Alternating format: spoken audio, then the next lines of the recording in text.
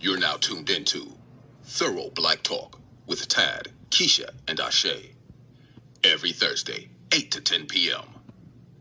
Don't forget about our sister station, Constructive Talk Radio, Tuesdays, 8 to 10 p.m. Good evening, family. Welcome to another edition of Thorough Black Talk with your sister Keisha, your brother Tad, and your brother Ase SJ will be joining us shortly. Again, family, we're going to continue during this Black History Month to give you some facts and some historical events that you may not be aware of, and something that is palatable for your family that you can share with your friends on your Facebook or Twitter pages. Yeah, share this out. Always share this out. We give you a lot of information, and we definitely put our all into it. And we're just thankful to have you all with us for another week, because we know times are stressful now. You know, a lot of people are losing family members, and condolences to everyone who has lost a family member or a friend. We definitely support you in any way that we can. We send our positive vibes your way. Brother Tad, how's your week going thus far? Oh, it's going good, Queen. It's going good. You know, some days are challenging, some days it's just smooth as lotion. Today's one of them smooth days. Yesterday was a little bit rough, a little challenging, but today was a lot better. Feeling good about life, feeling good about Black History Month, feeling good that we could be a part of Black history and share the information with our folks about our glorious story. You know, and condolences to the Baruti family for the loss of a family member earlier this week. You know, definitely condolences to Mama Ya and Baba Walima Baruti. You know? Yes. Actually, family, they were supposed to be our guest this evening, but they had tragedy within their own family, so they rescheduled with us for another time. You know, we always keep it live. We always keep it fly over here. So we definitely going to do that. We have some historical pieces we want to share with you all this evening. And I have one of Brooklyn's finest DJs to entertain you while we take breaks, because we definitely going to take some breaks tonight. We always busy. You know, we got in between breaks, we got business to do. Yes, you know, Brother Tag? You know, I got clients I got to take care of in between breaks. That's right. Let it be known. That's King Simon, I got you.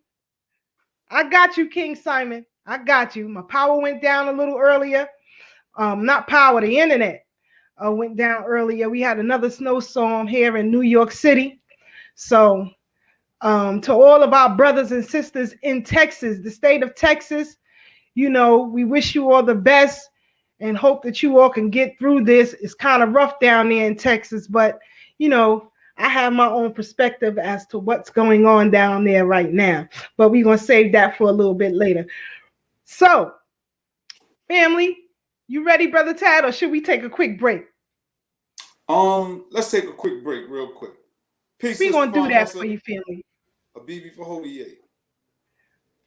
BB for Hodier, sis. I hope you made some money this week. You know, that Riot blockchain, I try to tell y'all. Boy. But we're going to take a quick break, family. We got DJ Sir Scratch on the ones and twos. We're going to kick it out for y'all while we take a quick break.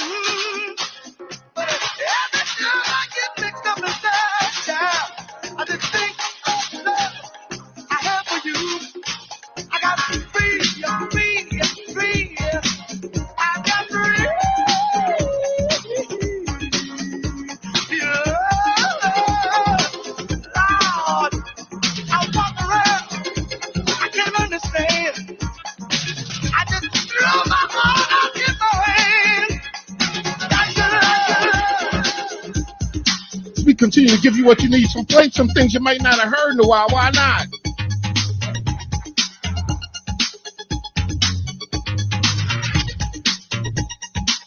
Appreciate all those emojis. I don't even know what those are, but thank you so much. I'm gonna learn them though. I'm gonna learn them though.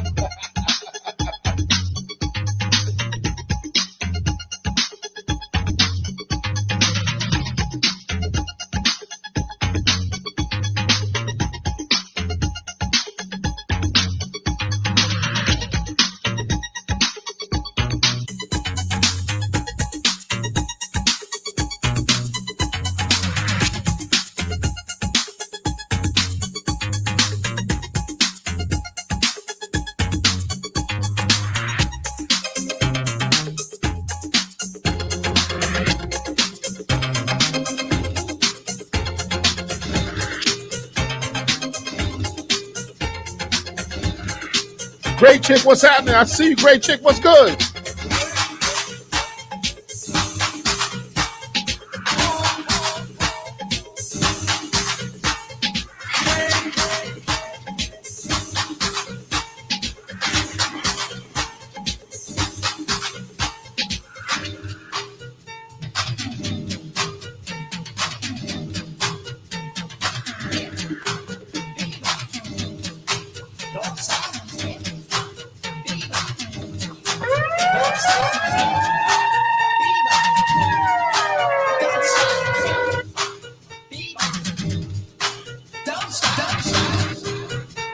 As we continue to give you what you need on this Thursday afternoon groove, this classic groove, it's your favorite DJ, DJ Sir Scratch, vibing out with Grown Folks Live. FNC's in the building. DJ Fame up next. Vibe out one time, vibe out. B-More, what's happening, mama? I see you in the room. What's good? What's good?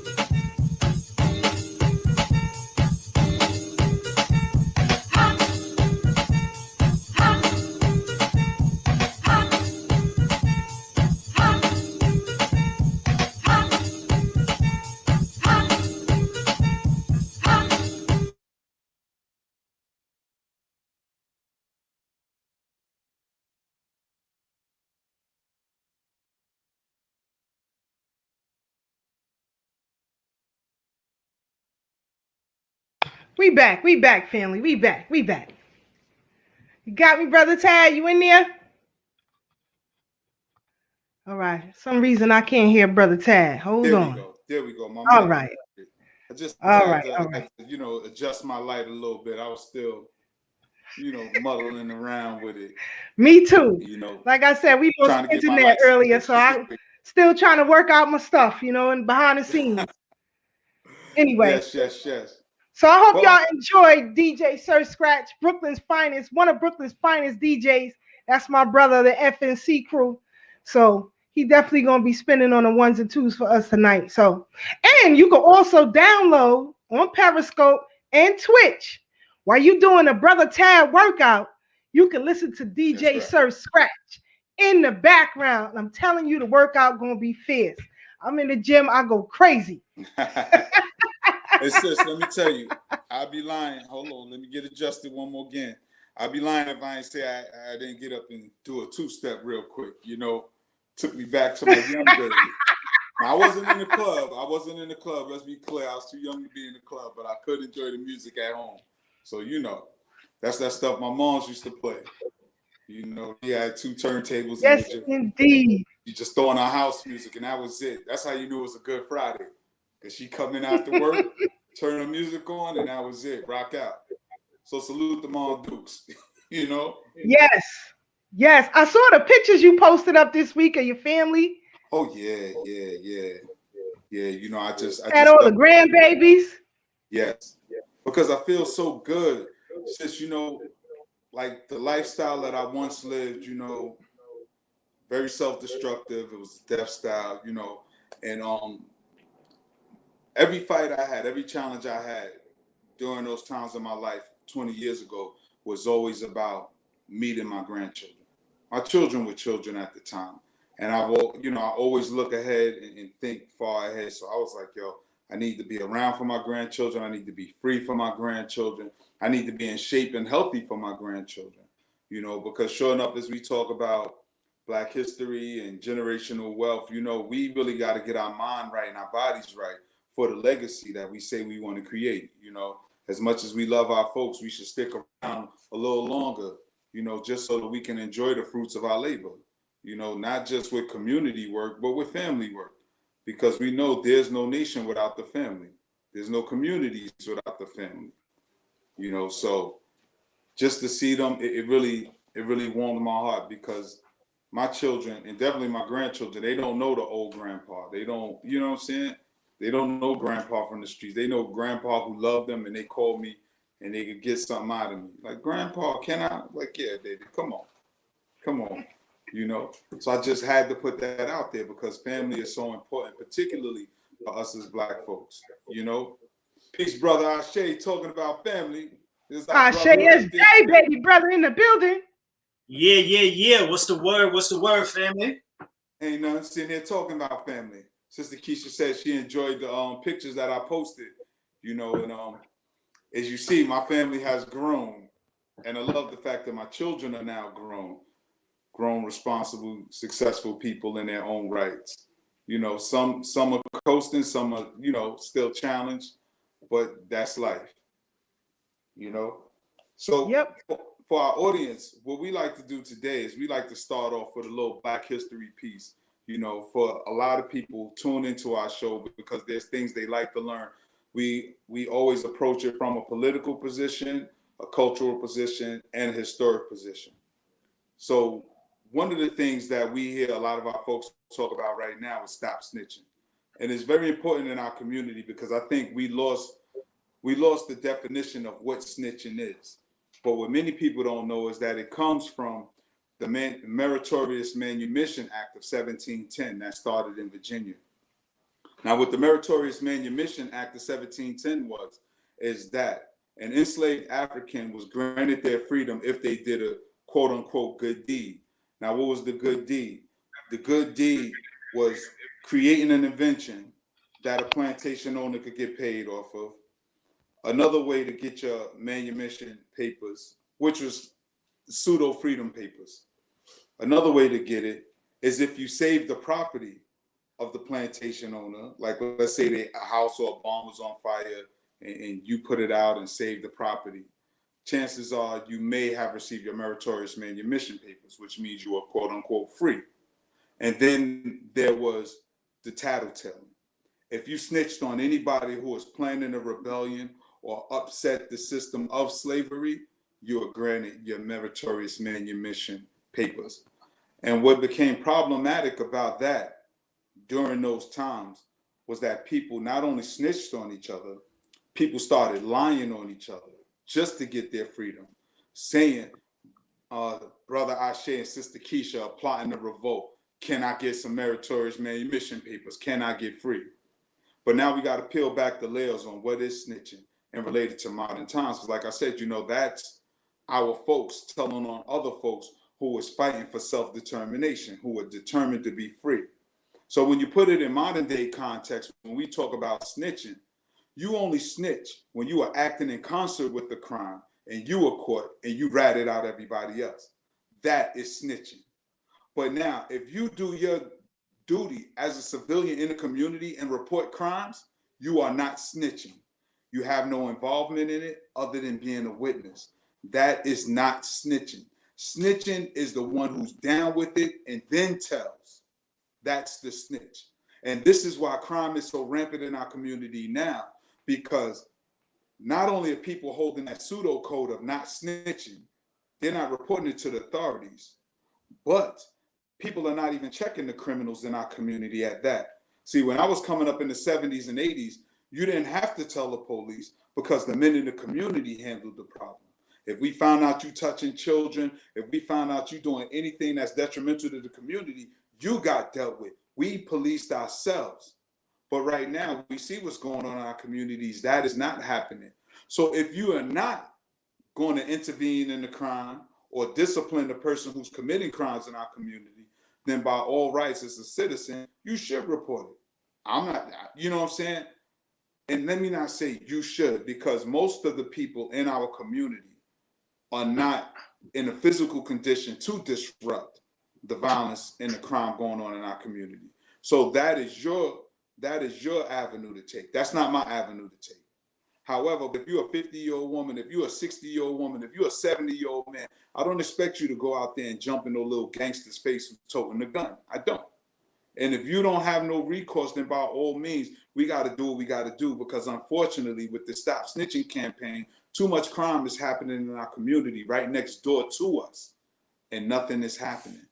This is why it's so rampant. So where does that come from? It comes from an enslaved African's mentality.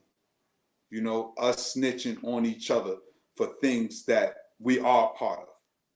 All right. So if I'm robbing the bank and Ashe gets away and I tell, that's snitching. That's snitching. But if Ashe robs somebody's grandmother and I know I can't beat Ashe, I have to report it. Because what's to stop Ashe from robbing my grandmother next or the next one? So we really got to peel back the layers and put things in this proper context. But this mentality of not reporting what's going wrong in our community comes from our enslavement, from the benefits of harming each other. Because that's all the Meritorious Manumission Act did, was encourage other Black folks to rat out other Black folks to help white folks. Now, I'm talking about protecting our community. This is what I'm talking about when I talk about snitching and not snitching. I'm talking about our community, because other communities have systems in place that keep their community protected. Jewish folks got their security. Italians got their mob. We used to have our tomahawks and other crews in the neighborhood that protected the community. So we didn't have to go to the cops. But right now, we so broken up and unorganized. And again, I am not advocating snitching. Snitching is acting in concert with the crime. You get caught, you tell. For the elders, you are not snitching. And you know what kills me, Ashe? Some of these young dudes are so dumb. They do crimes in front of witnesses and expect not to go to jail, not to get caught. I know when I was young that any criminal activity was held away from the elders. Anything that was going down went down once the sun went down. Everything was done at a particular time with certain class and dignity, even though we're talking about a criminal lifestyle and element. Because what I see going on right now is folks done twisted the code up so much on the street level. So if you're not even going to honor the street code, I know you're not going to honor the red, black, and green code. I know you're not going to honor the Black nationalist code. Because you can't do it on a fundamental elementary level where you're not even really on them folks' radar because you petty. If you really putting in work like that, then you would be on the feds list. They will be watching you. And then you got to know how to hold yourself down when that time comes and you get jammed up, like so many political prisoners who are still incarcerated, you know, but they didn't snitch. They did not snitch. What did they do? They policed the community. And this is, we really got to peel the layers and get back to it. So I just wanted to talk about the Meritorious Manumission Act of 1710. I need folks who are unfamiliar with it. Look at it. We were rewarded for harming each other. And we were rewarded for preserving white supremacy. So we really have to peel back the layers and update our thinking on how we view what is snitching and what is not snitching. Because for me, a person who's from the streets, anytime I've ever been jammed up, can nobody ever say I told on anybody. Nobody. That's why I can still hold my head high. However, real quick, and I'm going to pass the mic to Ashe. Sister Keisha, one time, there was a friend of mine, you know, this was about over 10 years ago. She had an issue with one of her neighbors, young boy on the streets. They were threatening her son, coming to her house, pulling out weapons. And she called the cops. So they start sending more little gangsters. And somebody said, call Tad. And I came. Dude wasn't around, but I made a phone call to him and let him know, stand down. You know his thing to me? Nah, she snitched. She snitched. I'm like, my dude, she's a 50-year-old woman. What do you expect her to do? What do you expect her to do? You think she gonna come out here and fight a bunch of teenagers and 20-something-year-old gang members? I said, fam, she called me. And once she called me, all that is out the window because I don't call the cops. I don't call the cops. So I'm telling you, stand down. But a lot of people don't have a Tad they can call. They don't have a Sister Keisha. They don't have a brother Ase. So for those that don't be a victim, because I see a lot of weaklings out here, Sister Keisha, trying to terrorize our community. And everybody's trying to hold on to the I'm not snitching. I don't want to see a black man get locked up. I don't want to either, because I've been on the other side of that fence. However, some people just got to get dealt with. And that's why I'm thankful for brothers like Mike Graves and 100 Blacks and Law Enforcement New Kid, because I'm quite sure his first response ain't going to be to put the cuffs on you if somebody got to call Brother Mike. You know what I'm saying? So I just want to leave folks with that tidbit real quick, because the things I see in our community right now, we got to do better. Brother Ase. Yo, thank you so much for that history, brother.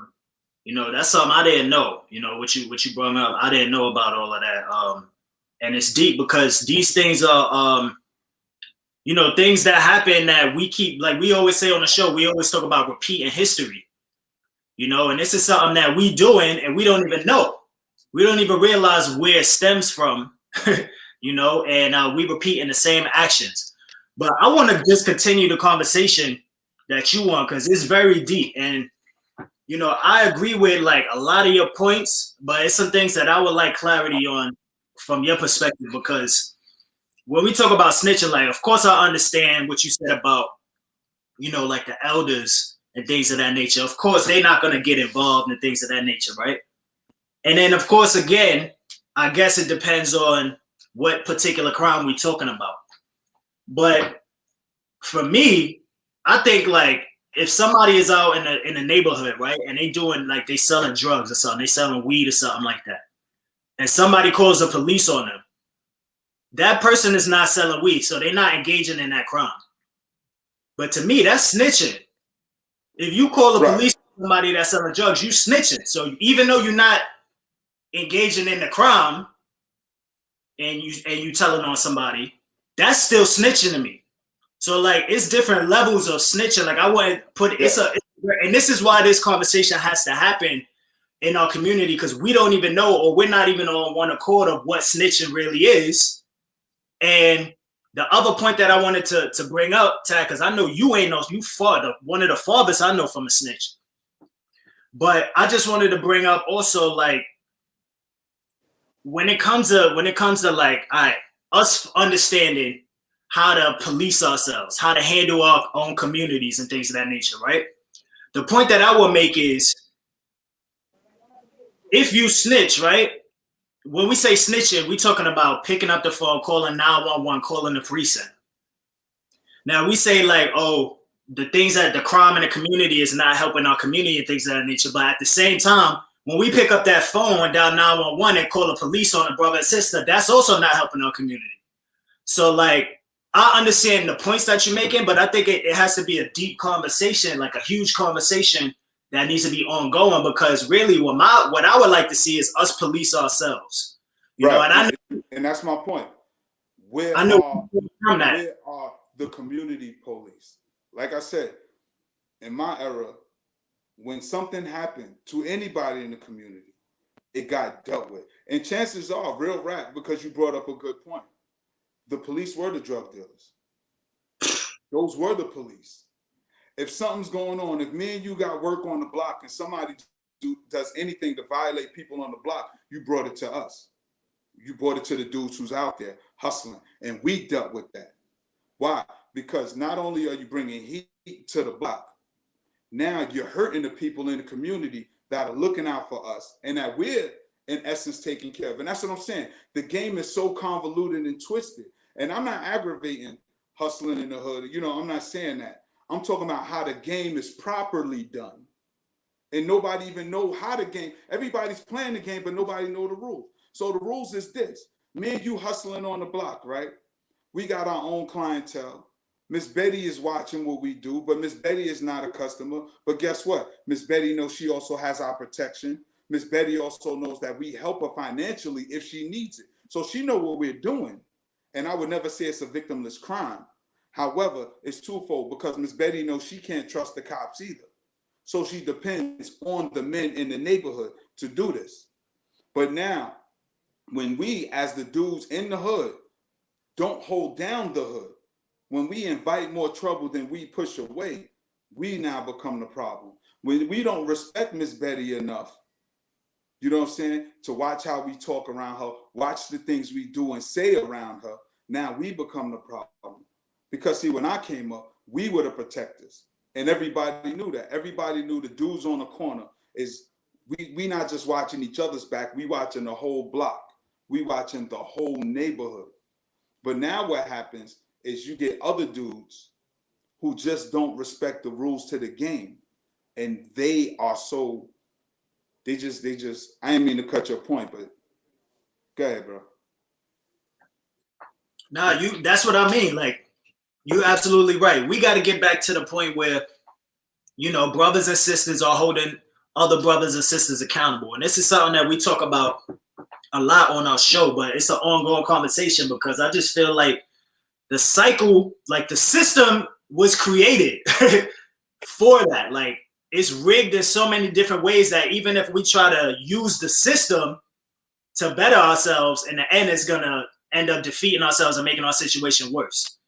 Because for one, if we think about like how many people got arrested or snitched on for petty crimes that nowadays, like, they even making like marijuana legal. You know what I'm saying? Like cocaine back in the days, like that wasn't like a serious drug, but crack was. You know, crack will get you a lot more time than coke did.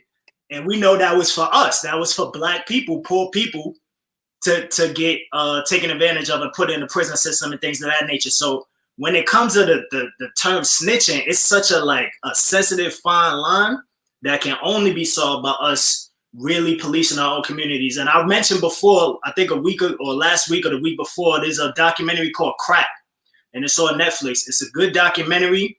They talk about like all of that, how, you know, it went from cocaine to crack to heroin, all of that stuff. And then like they talk about the jail time that they give and the, you know, disproportionate amount of people that were, you know, arrested and things of that nature in comparison. Like, but I really don't want to see any more of our brothers and sisters get put in this system because it's supposed to be, they call it a correctional facility, but they really don't like correct.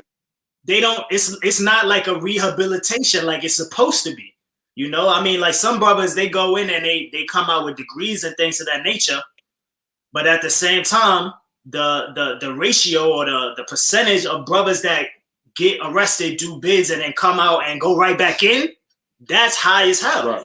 You know, because they institutionalize. So it's like, we don't want to put people in the system. We have to find a way where we can manage and maintain our community as a village on our own. You know what I'm saying? To where like we got Tads and Keishas and things of that nature, people that could really come and like diffuse situation. Because when it comes to the youth, the youngins that's out here wilding, honestly, Tad,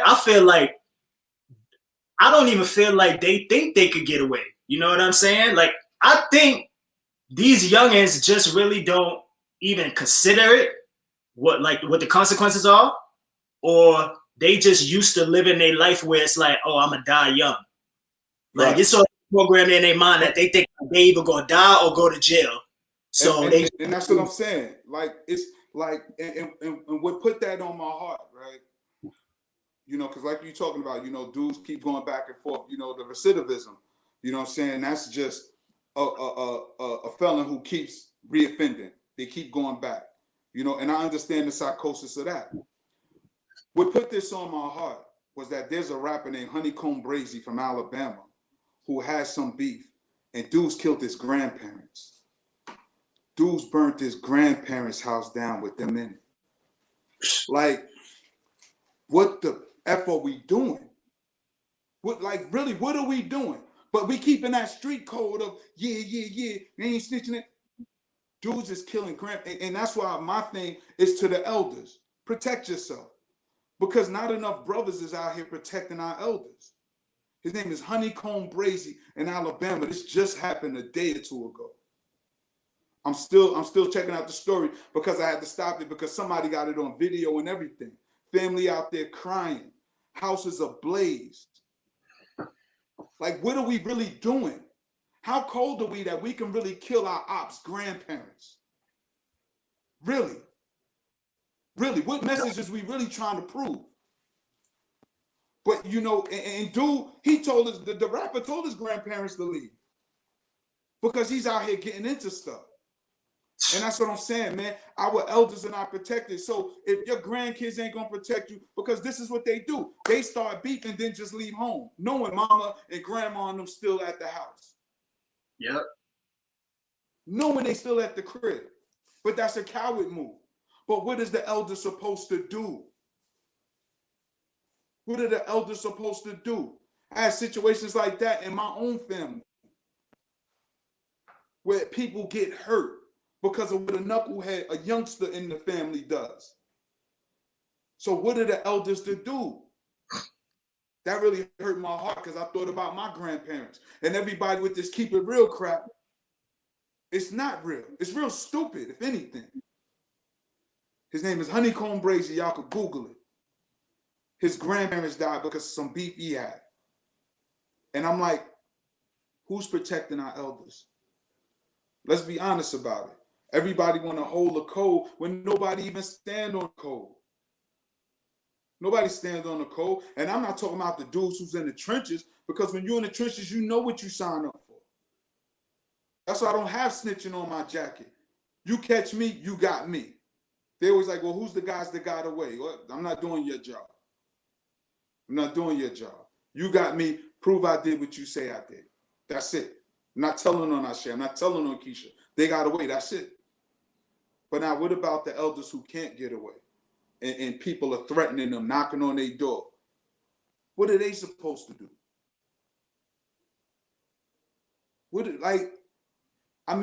Sometimes, and this is something we got to really look at when we talk about our community, because we got all these grand ideas and ideals, but where's the practical application?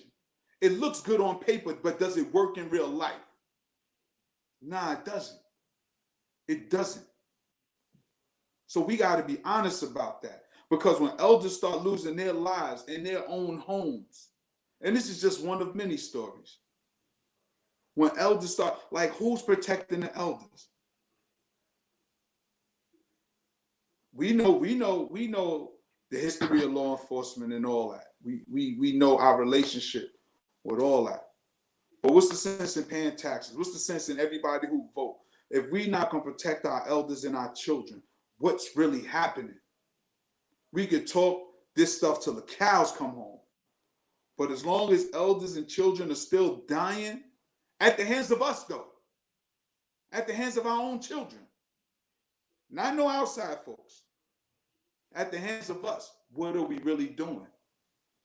You know, but I'm gonna step off my soapbox.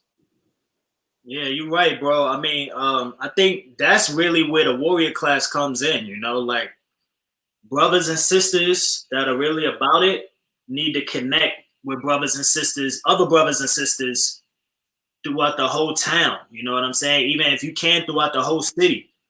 We got to get connected again. You know, back in the days, the sisters was connected. Nowadays, it's like a next block away from you. You could be beefing with somebody on the next block. You know what I'm saying? Whoa. We connected. You don't even got peoples on the next block, maybe not even on the same block. You know, so when situations go down like this, where it's a huge beef, somebody on your block, you supposed to have an old head or somebody come intervene that's well respected, that can go and maneuver and make sure these things get smoothed out. But that's not happening no more. So that's something we really gotta establish to mediate these kind of situations.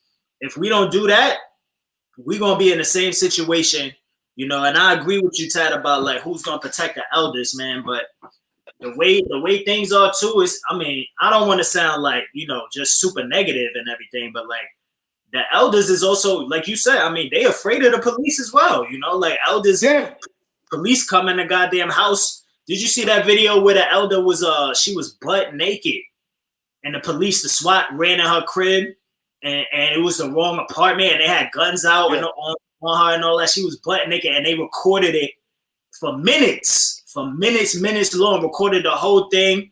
Didn't give her nothing to put on her body until like minutes after they had the whole thing recorded. It's like, you know, we got so much trauma from the goddamn police. I don't personally feel comfortable with an elder having to call the police and not nobody else like you or me or Keisha to be around, even in a situation where it's an emergency. Like, I still feel like we got to be there to make sure the police ain't taking advantage of the goddamn elders. That's right. And then in the crack movie too, they talked about, like you said too, like the police, how they was extorting the goddamn drug dealers. When somebody would call the police on them, they would go to the spot and pull a gun out and just take all of the money and the drugs from the people that were selling drugs, and then go to the next block and like sell it and get extra money. So it's like, we really have to, if we don't do it for ourselves, it's not gonna get done, family. It's gonna be the same exact cycle. So I think that's a solution that I would try to give, is like, and we always talk about this on our platform, you know, as far as like breeding other warriors, talking, connecting, staying in touch, building relationships with other like-minded people is very important, family, because you can't wait till the last minute and then you got to do something. Like, I mean, and I'm gonna pass the mic, but this goes also for like cases where brutality and like police murder other people. It's the same kind of element behind that, because like Tad said on the show last week, you know, people don't really think about doing anything until it happens to them. So like, if their child is murdered, now they got to run out and try to get some connections. And the only connection they got when it comes to Black power or like liberation or whatever, somebody to fight for Black people after their child is done, they run into Sharpton. They run into people like that, because that's the only person that somebody will tell them. They don't even know, but that's the in the forefront.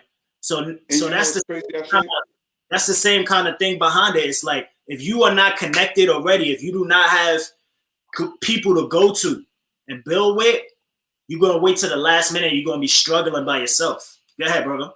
Now, I was gonna say, because remember years ago, King Simon put together the code of conduct. Me, Sister Keisha, and others spoke there. The code of conduct. Because everything that's happening right now, we saw it coming within the conscious community. Because what we're talking about is just in a regular community. People who don't know Egypt is called Kemet. People don't, you know what I'm saying? They don't know about the Assyrian drum. They don't know none of the stuff we be talking about. They don't know Huey Newton, Bobby Still. Like, they don't. We talking about everyday folks. This is going on. But we saw this within our own conscious community. Those of us that's supposed to know better. Those of us that were supposed to know better. And what happened with that? We put out the clarion call. Let's organize, let's link up. But all everybody wanted to do was fight each other, backbite, and gossip. Right or wrong, sis? So I'm saying, like, we down to critical mass right now. We all are in a pandemic. The whole world is on lockdown. Like, where is our protection as a community? Seriously, like, we're connected. We can call each other need be, but we also know how to defend ourselves. And what I'm saying is for those who can't. I'm talking about for those who are not connected to people like us. Those who can't get on the phone with a Tad or Ashe or Sister Keisha or Brother Peace or Brother Ray Ray or Brother Mike. Those who can't get folks like us on the phone. Because when the elders start dying for street beat, like I said, I got into it with a dude, and we didn't even get into it because he heard in my voice. He heard in my voice I was about that life. Because he said, yo, Duke, if you was the real G, you'd have came to my crib. I said, stop playing. I did yesterday. You wasn't home. So let's just cut it out. And that's when he got quiet, like, oh, sweat. Because he knew he wasn't home. Because I did come. So I'm like, yo, where you at? And I just told him, Duke, stand down. This lady is 50 years old, man. What is you doing? She's 60 now. But how do you, as a street dude, expect a 50-year-old woman to have, you want to have beef with an older lady? Not saying 50 old, but 50, you ain't out on the street gangbanging. You better not be. Especially for no woman. You know what I'm saying? And she was of the mindset, I don't want to call the cops on young Black men too. you know, but here it is. He's sending goons to her door, knocking on her door, threatening her, trying to scare her. But of course, once they called me, it was done. And I'm gonna tell you how funny the world is, right? Because Wu-Tang had a show that I went to, right? Because all this was on Staten Island. Wu-Tang had a show. I was invited 50, 60, 100 deep. They out there. I forget what place we at. Who do I see? Lo and behold, this dude. He don't know it's me he was talking to on the phone because I had his picture. I asked everybody, do y'all know this dude? I told him his block, his address.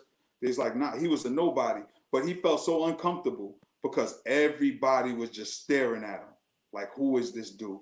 A snap of the finger, he'd have got washed up. And of course, let it be known, dude, it could have happened to you easy. And he understood. He understood because I let him know you can be touched. But everybody don't have access to people who are going to put in work in the community. Because like I said, when I saw the story of this rapper's grandparents being murdered,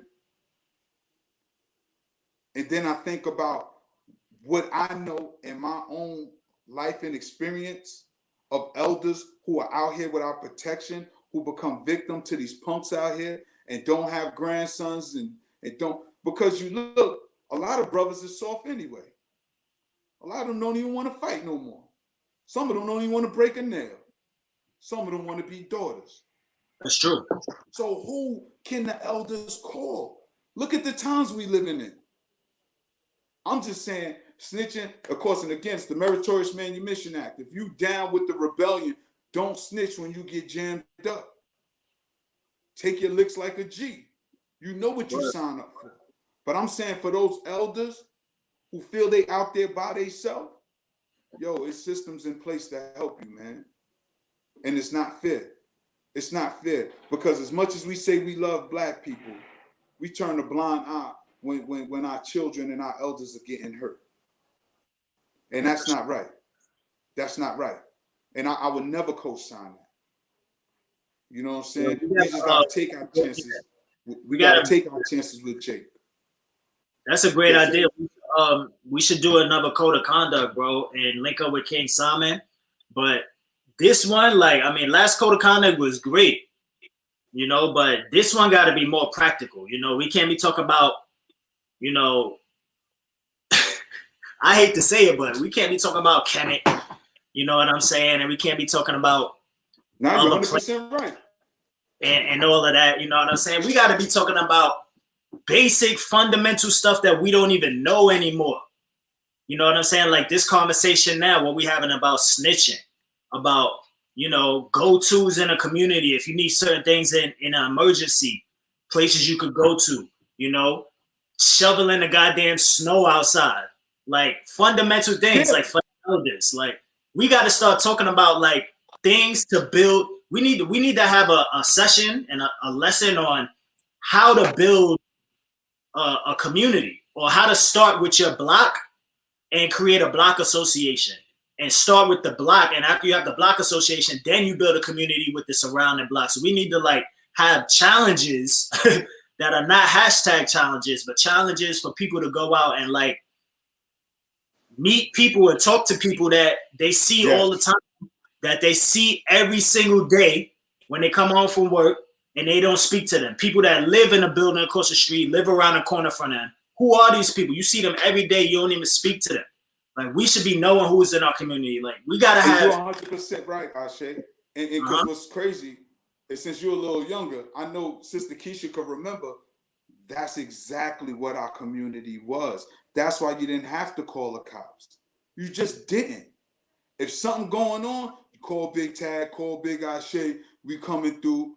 Me and you gonna link up and we gonna go approach whoever's violating the community. Let them know, yo, you're not welcome here no more. You're not. You can't be here. If we catch you around here, we gonna bust your head.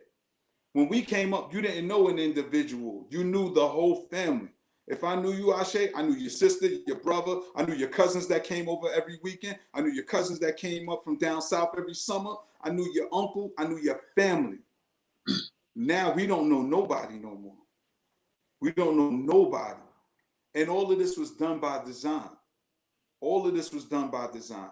So we really got to peel the layers back because we're not policing our communities. We are not. And we We always say it so much, and it's only a few of us that think like this. Those of us on this platform right now and those in the audience are the only ones who think to protect the community. Meanwhile, you do have Black people organizing in law enforcement to help protect the community.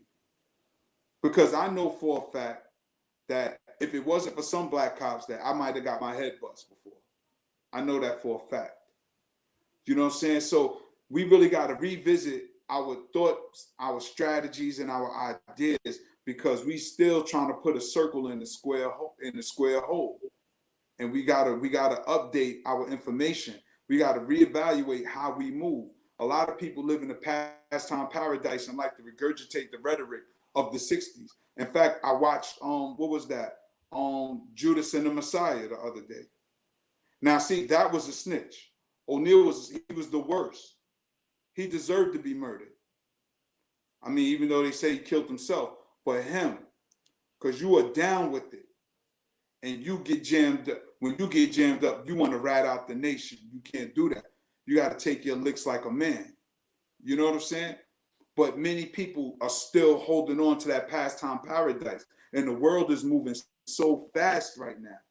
The world is moving so fast. I was listening to a lecture by Fred Hampton, peace be upon him, and he was saying all power to the people. You know, Black power for Black people, white power for white people, yellow power for yellow, brown for brown, right?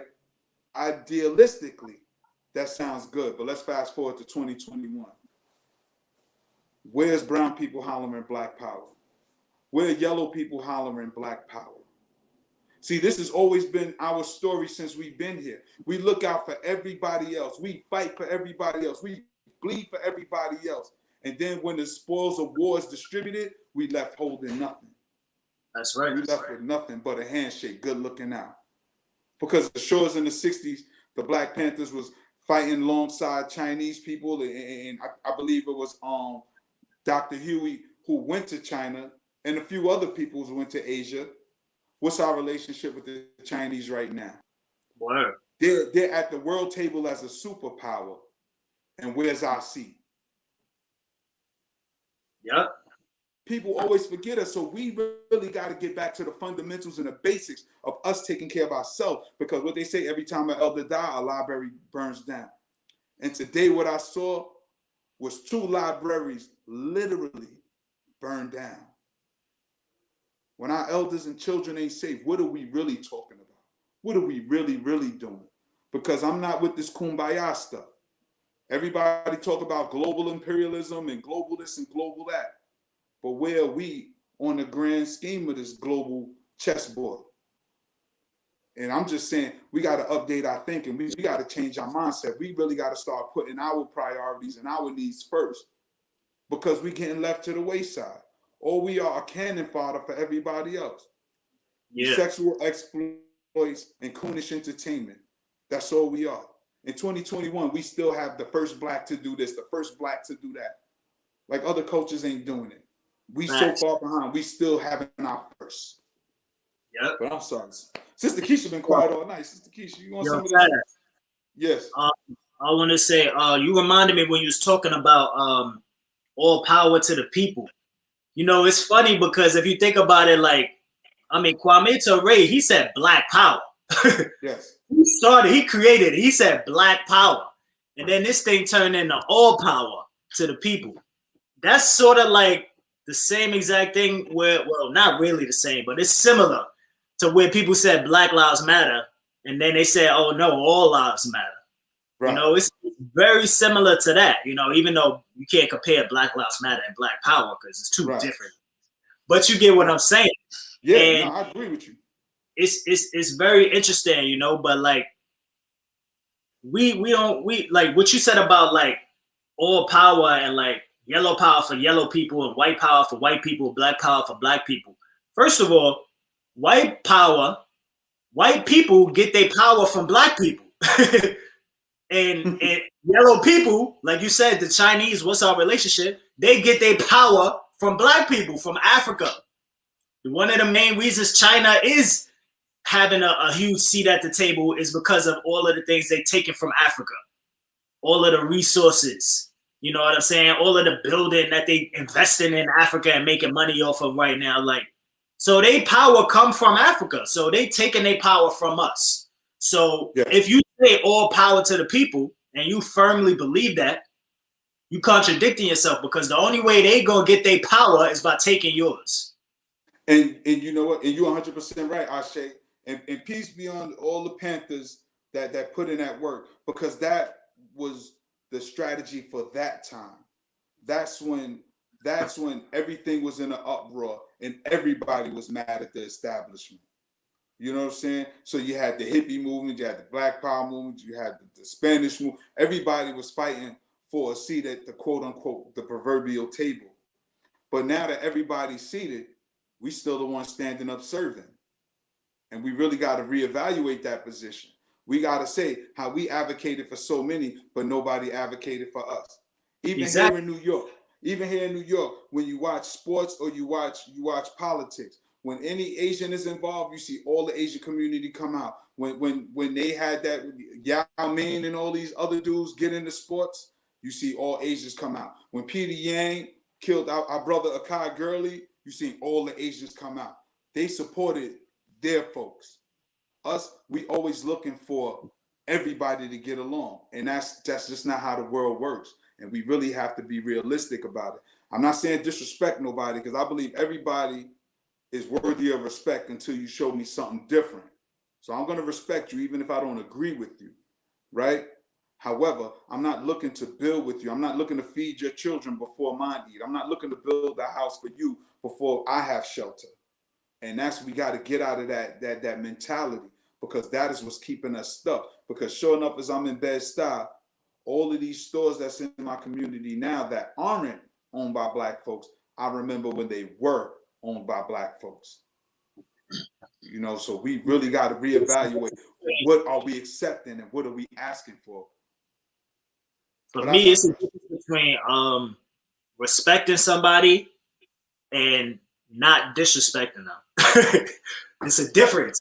It's a difference to me, because I could not disrespect you, but that don't mean I'm gonna respect your ass. You know what I'm saying? Like, I don't play with that. You know, like they've been taking advantage of us for too long. I could not say something, but damn sure know what I'm thinking. Damn sure know that, because I'm thinking some payback, some revenge, some burning the houses down, taking everything y'all got. So, you know, it's chess, man. It's a strategy. You know, I feel what you're saying, bro. But yeah, I don't respect none of these enemies, man. I don't respect none of their asses. Keisha, how you feeling though? What you feel about the convo? I'm good. My brother's just vibing and giving that real truth talk. I love it. But it's funny, you know, you guys started out with this, because what I'm going to discuss with the viewers is that, you know, we once had all of this. I'm going to show you who the key players are or were doing the Garvey movement. I'm going to show you who perpetrated a fraud. I'm going to show you the hold that they had on the community and how they were cohesive with the community. These are four, well, really three of what you would call gangster figures who were cohesive with their community and the power for liberation, the movement for liberation. These figures were, if you will, identified in various movies and television series. The movies I'm going to give you are Hoodlum, Five Heartbeats, Boardwalk Empire season 4 and 5. All of these films are connected. The characters, the Black characters in all of these films were key figures in keeping the movement alive, keeping Black people employed, and keeping the community safe. Coming out of their own tragedies, they found success. They were so successful that they caught the eye of federal agents, New York, I guess you will, attorney generals at that time, governors at that time, media press from around the world. They weren't a ragtag group. They were quite wealthy, if you will. Like I said, they employed our people during the Great Depression. In fact, some of the things that they initiated were the cause of their demise and a power, if you will, for the state of New York and for the United States government. And now, because you have a lottery system, just about every state in the union, there is a lottery. But Black people don't reap the rewards for that. So we're going to go into some of that tonight. You know, I thank you, brothers, for starting out with that. I want us to take a look at a brother by the name of Casper Holstein. Now, Casper Holstein, family, he is the godfather of the numbers racket. Okay. Now, this brother, I believe he was born in St. Croix, African mother and a mulatto father, if you will. He left the U.S. Virgin Islands, joined the military. He lived in Brooklyn, brothers. Brooklyn, stand up right now. Stand up. You know, he pretty much was the brainchild for the numbers racket. He educated himself, if you will. He was a employee of this white family out of Brooklyn who invested in the stock market, if you will. And Casper, you know, because he had to be isolated, being a Black man working for this white family, he would take to himself and learn the stock exchange and how the day's results will come in. And he figured out a way for Black people to make money off of the stock market because at that particular time, we weren't allowed to invest. Again, we are the original stock on the exchange. So connect that history. Casper was known as the Belita King.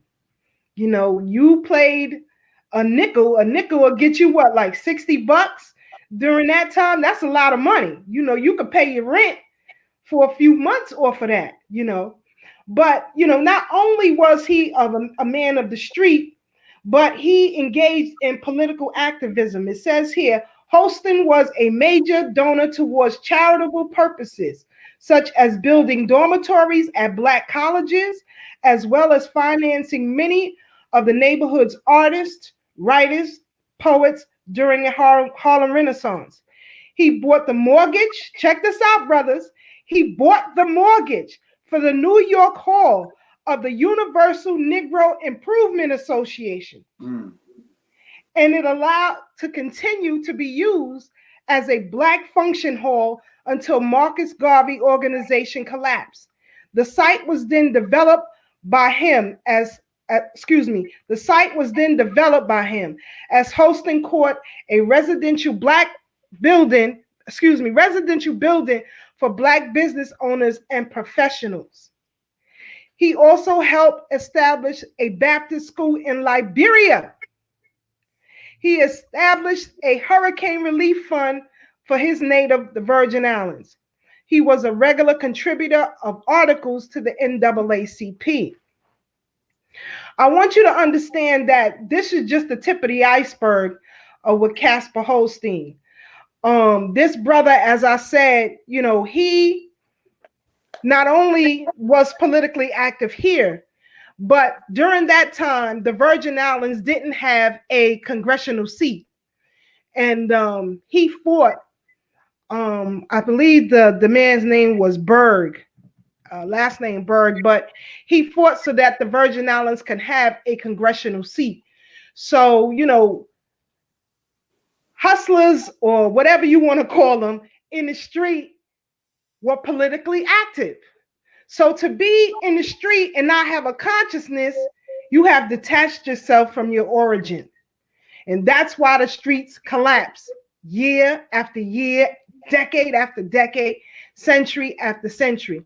But I'm gonna play something real quick for our family so you can get an insight of to who Brother Casper was. Here's a channel that I follow a lot, and I'm going to put it in the chat because I think you guys could check out, learn a lot from this brother's channel, and just sit back and check this out. Let's see if we can play this. Let's see if we can get this here. 1 second, family. Here we go.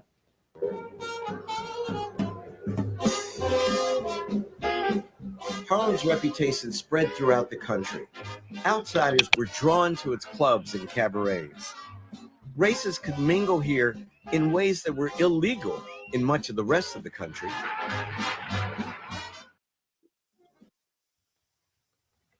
I am a proud partner of Car Marshal. If you are interested in a new or used car, please check out Car Marshal. The numbers game was an illegal form of gambling in the black communities from the early 1920s until the lottery as you know it today. It all took over as legalized gambling was instituted. No amount of money was too low to place a bet, but not everyone could afford to pay $1 on the number. Most people still found a way to pay something.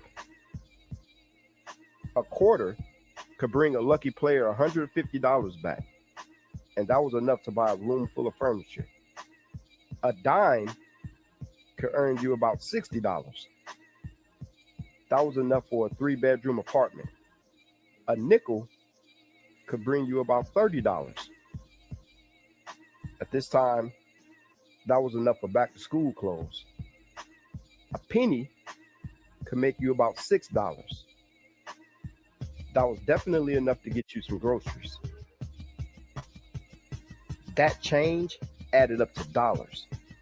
According to testimony given to the Seabury investigation held in New York City in 1931, the numbers racket in Harlem was bringing in more than $50 million a year. That was a very large amount, especially considering the fact that the country was in the middle of the Great Depression. The numbers game was broken up into 4 different parts. The numbers players, the numbers runners, the numbers controllers, and the number bankers.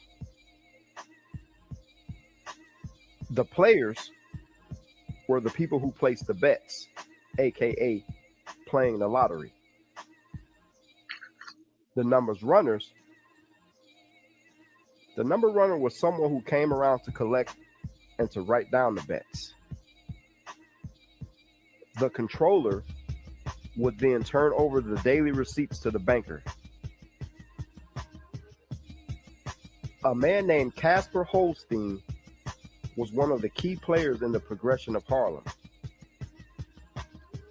He was the money man behind many people during the Harlem Renaissance, many businesses. He even funded Marcus Garvey's UNIA. He also played a huge part in Harlem's policy banking, one of the biggest parts. Casper Holstein was the one who created the clearinghouse numbers game. Shortly after midnight on September 22nd, 1928, Casper Holstein was kidnapped by 4 white men disguised as police officers. Those men were allegedly sent by Dutch Schultz, and he was held for ransom. Casper Holstein was beaten with a blackjack and bound and gagged. The next afternoon, employees at the Turk Club he owned received a call from the kidnappers demanding $17,000 for his release. Nobody talked them down. They were just ready to cough up the money. This right here sent off all kinds of bells and whistles and alarms in Dutch Schultz's head. because he was surprised that Negroes were able to get their hands on the money that fast. Not surprised that nobody tried to negotiate him down. The amount the kidnappers demanded was $17,000. So they raised it up to $50,000, which they said it was paid. But later it was denied by Casper Holstein. He denied that the payment was ever made, and he was released. That right there was all Dutch Schultz needed before he joined the numbers game. He realized that this was big business. A man named Alex Pompez was another prominent figure in Harlem's progression. Alex Pompez was a Cuban from Florida. He moved to Harlem in 1910. He owned the Cuban Stars baseball team of the Eastern Colored League. And he also owned the New York Cubans of the Negro League. He was another top policy banker. In February of 1924, Bumpy Johnson was escorting Alex home one night after kicking it in Spanish Harlem. A gunman popped out of nowhere attempting to rob him. Bumpy pulled out a switchblade and started slicing him up. Bumpy sliced the man up until he dropped the gun and fell to the ground. Bumpy pushed Alex into the car and began slicing him and poking him up again. A police officer was nearby and heard all the madness. Bumpy tossed his knife into the gutter. The police officer pulled up and he asked what happened, but Bumpy gave him nothing. The officer then approached the car to talk to Alex Pompez. Bumpy blocked his path and told him that Pompez doesn't speak English very well. The officer told Bumpy to move, but Bumpy refused. Bumpy then told his buddy who was nearby to hop into the driver's seat and get Pompez out of there. Bumpy punched the police officer in the face and the tussle began. It was a one-hand fight because Bumpy had to cover the officer's gun so he wouldn't draw his weapon. During the tussle, 4 other officers arrived on the scene and they all took Bumpy down. Bumpy was arrested and charged with assaulting a police officer, resisting arrest, and attempted murder because of the man he sliced up. But Alex Pompez was a man plugged with many connections, and Bumpy only got off with disorderly conduct. A heavy hitter from Chicago named Ulysses Rollins came to Harlem as Dutch Schultz's new top henchman. And he made it known that he was going to take Bumpy Johnson down. Bumpy laughed when he heard of the news, but Bumpy did take him serious because Ulysses Rollins had a serious rep.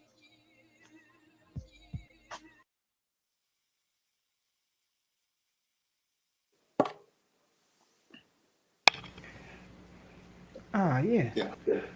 Okay. All right, we good. So just so you guys can see exactly how they were able to work together until outside forces were allowed to come in. But you heard in the piece how they didn't just let anybody come into Harlem and do what they wanted to do. That just wasn't happening. And they may have issues with each other, but you just wasn't coming in Harlem and doing whatever the hell you wanted to do. See, the police knew better. They knew better. You don't come here and do what you want to do. If you ever seen the film Hoodlum, you can see loosely based on the life of Madam Stephanie Sinclair and Bumpy Johnson. In fact, it was Stephanie Sinclair who brought Bumpy Johnson into the game. I think it was in the mid-1920s. But she herself faced hardship. And, you know, that's how she was able to be so tough and have such a bravado against the Italian and European mob figures. Now, Casper Holstein, if you've ever seen the series, HBO series, Boardwalk Empire. The character was played by, I think, Jeffrey Wright. He played Valentine Narcisse. Narcisse is loosely based off Casper Holstein. Now, here is an article in Fandom magazine about the character of Dr. Valentine Narcisse, loosely based off of Casper Holstein. It says, a prominent and highly educated underworld figure based out of Harlem, New York. He was also a Black nationalist orator, active in the Marcus Garvey UNIA, and he was an antagonist against the system. You see the difference of how they did things and how it's done now. That's why these lessons got to be taught. Because if you're going to be in these streets, you better know how to operate so that you don't have people snitching on you per se. It's your responsibility to make sure this community is protected. Whatever product you're selling in this community, you want to make sure your customers are whole. That's just good business. And these brothers and sisters back then, they understood that. In the movie, I think it was 5 Heartbeats, the character Red, if you will. I think he was a manager or something like that in the 5 Heartbeats, music exec. Well, he too was a part of that Harlem Renaissance, gangsterism at the time. And I'm going to show you some info on that as well, because I want our people, as Brother Ase said, to have a point of reference, right? So if you are out in these streets, have a point of reference of, where we need to bring it back to. You watch these films, that's why I love classic films. I love film and cinematography, because they often put in these films key characters that the majority of our people don't know about. And they try to pass them off as, gangsters or hoodlums, or, the film itself, it was named Hoodlum. But Bumpy was the type of man that if he was with Tad and Ase and they were doing what they doing, if Tad or Ase cursed in front of a woman, he would slice you open. You just wasn't going to speak recklessly in front of any Black woman. That's the kind of character that he had, despite what he was doing. So we're going to get into that. I want our people to understand exactly where we're going with this, because I'm glad my brothers started out the way that they did. Now, with our sister Stephanie Sinclair, coming out of Guadeloupe, I believe. And as a matter of fact, that's what's reported, because she never really gave exactly where she came from. And by the way, family, the characters that I'm speaking to you about tonight, the system didn't take them down. They weren't shot like Malcolm and Martin was. As a matter of fact, they lived their lives until illness took them away or old age, because they had that type of respect in the street. So we're going to definitely go through that. But, what you guys think about Casper Holstein, or if you knew anything about him prior to tonight? I didn't know about Casper Holstein, but I did know the character Dr. Narcisse in Boardwalk Empire. And I did like the fact that, they introduced him as a Black nationalist, because when you go in his office, he had a nice liberation flag. I think it was made of satin or silk with the nice gold fringes around it. And I was like, I need a flag like that in the crib. But definitely, I appreciated his character too, because he wasn't ignorant. He was, in fact, Michael Williams' character, I forget what his character name was, but he would always tell him how we have to present ourselves in a better way, because these people look down on us as Black people, and we have to show them that we're just as good, if not better. So Narcisse's character was always about positive self-image. Even though they're in the criminal underworld, we still have to demonstrate our intellectual prowess, which I really appreciated, because we don't demonstrate that anymore. Yeah.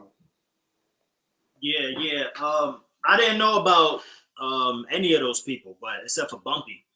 But I think that what I got out of it was like playing your position, and the importance of sacrifice too, realizing that there's a bigger vision and a bigger goal than just you. The way Bumpy put himself on the line to protect this Cuban, you know, um, because he knew what the Cuban was doing in the community.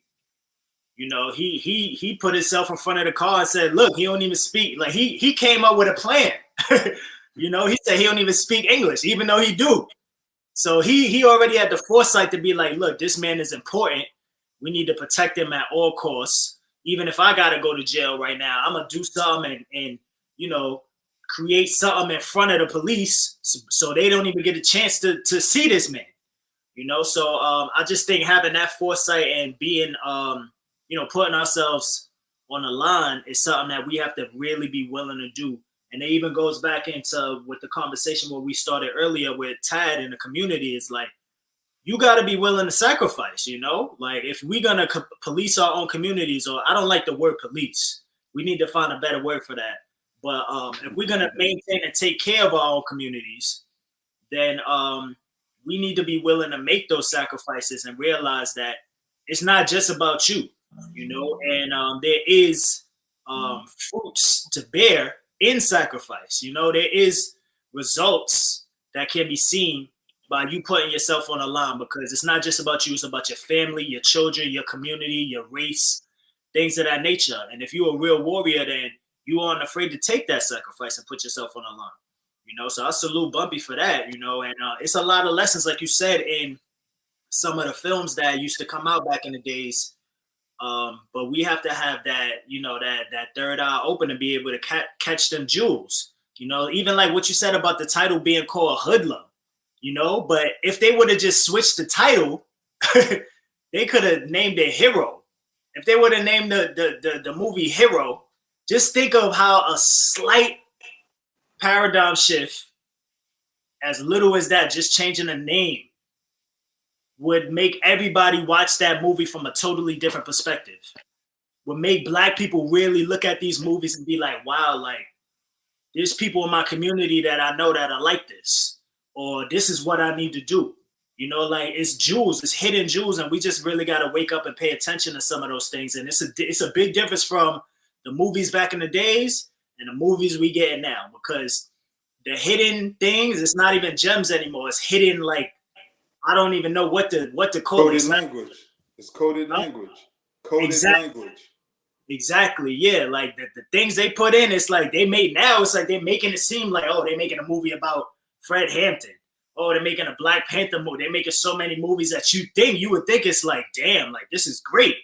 But then they put so much crazy underlying messages in this thing, subliminals, like, man, it's like they know that we like to be entertained, so they're gonna put it in there and make it detrimental to us at the same time. So, real quick, I say, Hollywood is the propaganda machine, because what most people don't understand is that they practice esoteric rituals in Hollywood. So just the term Hollywood itself, Hollywood is the word that was used to create magic wands. And when you use the magic wand, to cast a spell. So these people portray these characters, and most people buy into these people really being the characters.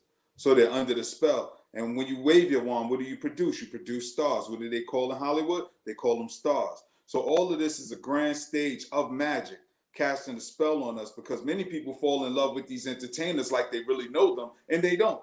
They know the image. They know the spell that's been cast on them to believe that they're like that. And that's what happens. Everybody loved Brad Pitt. Why? Most of these people have never met Brad Pitt. So why do they love him?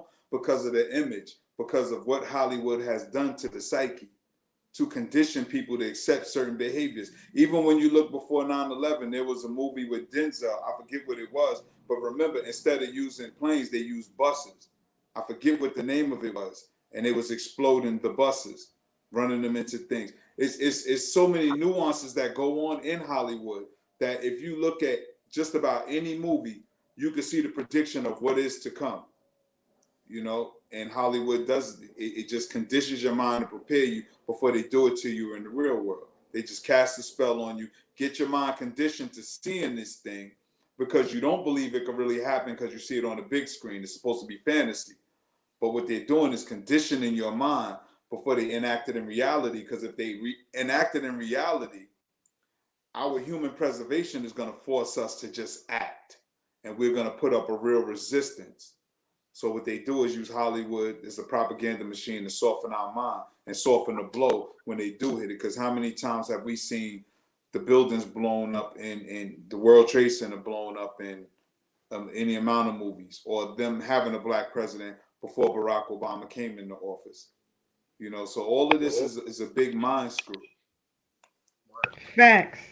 And it's funny you mention that because I'm going to show you all the difference between the entertainers then and now.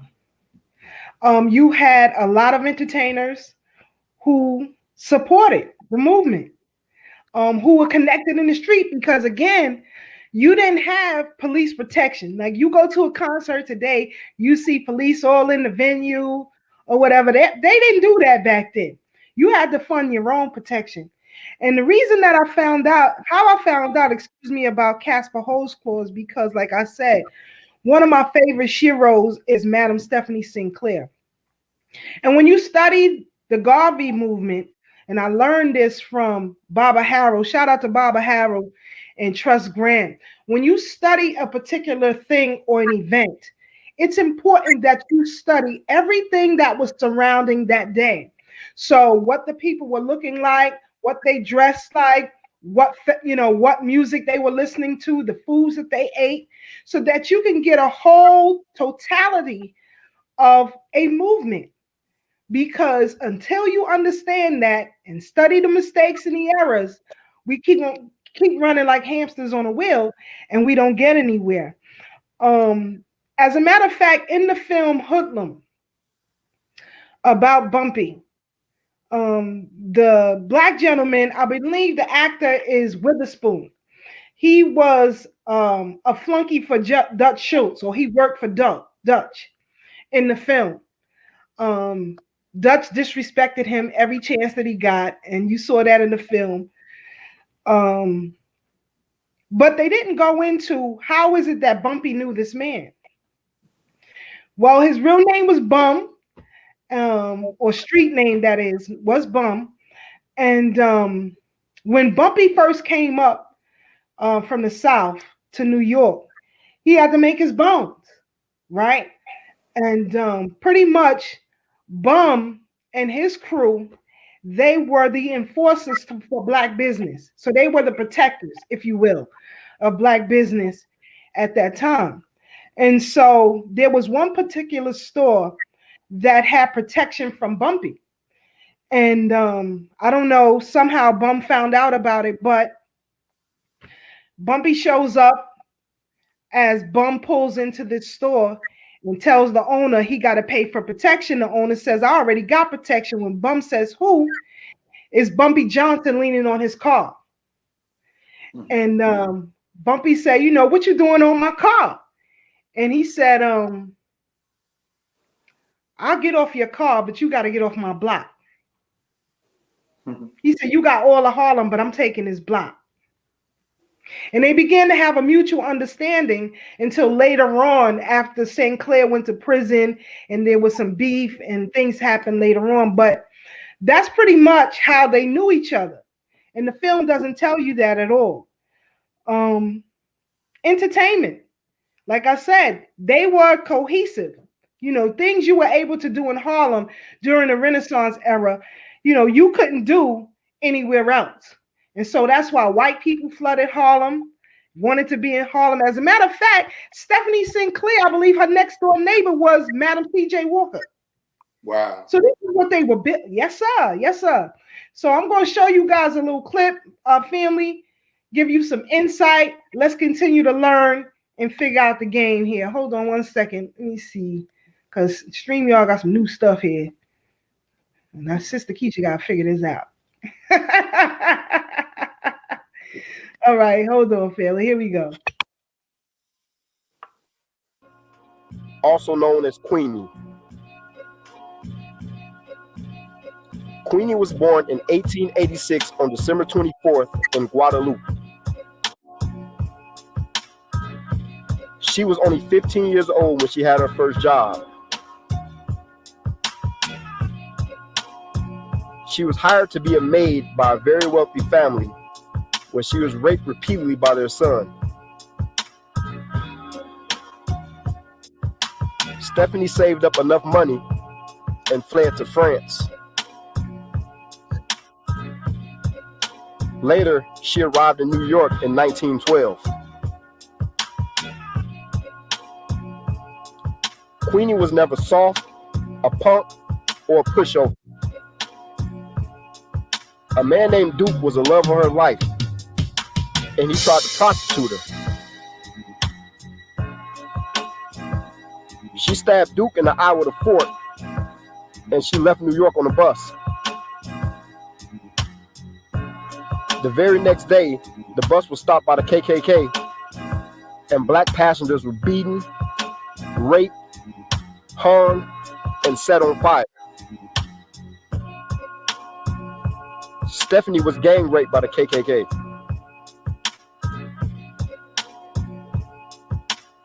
She returned to New York and found a new love of her life named Ed.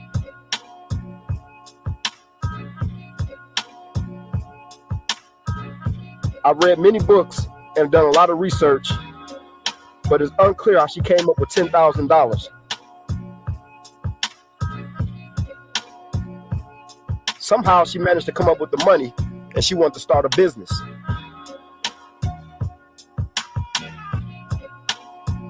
Ed didn't want to start the business with the money, so she wanted to leave Ed. Stephanie and Ed get into a fight. She pushed Ed after Ed tried to strangle her, and Ed cracked his skull on the table, and Ed died from his injuries.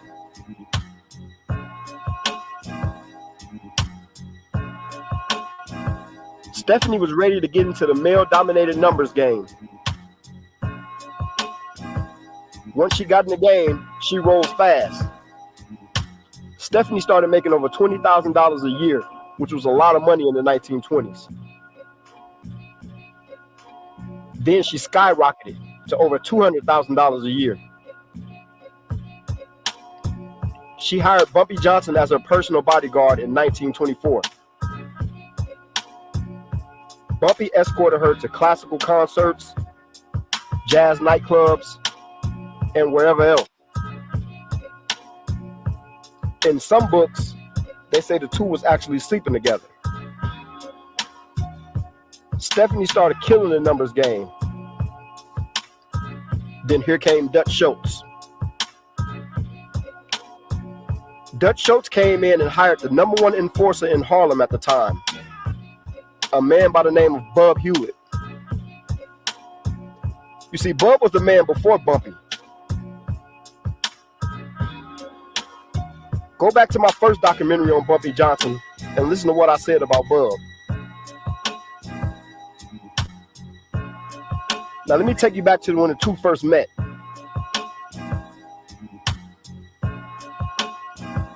There was a new grocery store opening up on 7th Avenue near 148th Street.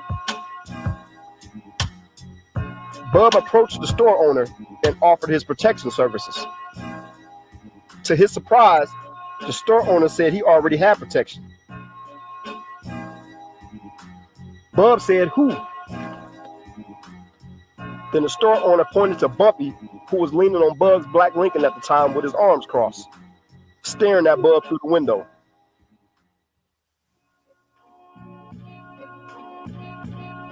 Bub laughed and said, "This little nigga right here?" Bub went outside and yelled at Bumpy, "Get up off my car, little nigga. Do you know who I am?" Bumpy said, "Yeah, I know who you are. You Bub Hewlett." Then Bumpy stood up off of his car and said, "I'm off of your car now. Now get up off my block." Bub said, "How the hell is this your block?" Bumpy said, "Because me and my boys claimed it. You and your crew got the rest of Harlem. Now let us have this store." Bub smiled and gave him a nod. Later on, Bub became Bumpy's mentor. Bub was his man. Bumpy and Bub put in a lot of work together in Harlem. Now back to the story. Fast forward a decade and some change later. Dutch Schultz knew hiring Bub would give him a lot of strength in Harlem. Bub approached Queenie and told her to surrender. Queenie said no. Around this time, Bumpy was locked up, and Dutch started lighting up all of her number spots. In 1932, Bumpy got out of prison and Bub asked his buddy to come work for him. Bub and these dudes was getting paid about $600 a week. That was a lot of bread in the 20s and 30s. Bumpy told Bud he'd think about it and he'd get back to him. Bud may have been vicious everywhere else, but he tried his best to keep peace with Bumpy and Queenie. He begged them to just hit a Dutch out. Queenie declined. Bumpy told Bub, "You're on the wrong side of this, man." Contrary to the movie Hoodlum, Bumpy and Bub never went to war with each other. Bub was arrested on kidnapping and attempt murder shortly after this. And the last contact the two had with each other,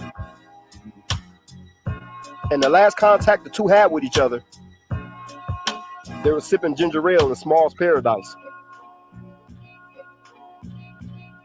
In 1932, Dutch offered a friend named Catherine Oldham $500 to lure Queenie into her apartment so she can shoot her. Oldham went back and told Queenie what happened. What finally got the Dutch killed was after a meeting he had with the commission. Dutch wanted a prosecutor killed named Thomas Dewey. The commission said no, because it'll bring too much heat on the mafia. Dutch stormed out and said he'd do it himself. At 10:30 p.m. on October 23rd in 1935, Dutch was gunned down by two members of Murder Inc. in the ballroom of Palace Chop House.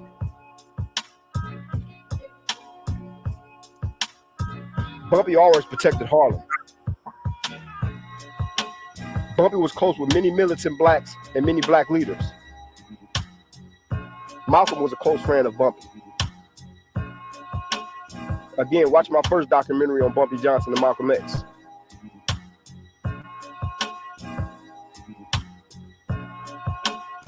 Bumpy was close with Leroy Jones, also known as Amiri Baraka, Stokely Carmichael, Max Stanford. He was the man who introduced Harlem to the Panthers, who also later formed RAM, Revolutionary Action Movement. Bumpy was good with athletes, actors, musicians. Speaking of entertainers, according to Bumpy's wife, Mamie Johnson, one time Bumpy came to the house with Lena Horne. Mamie said she was a huge Lena Horne fan. In this era, Lena Horne was a Beyonce type of figure. Bumpy came in and said, "Look who I found outside."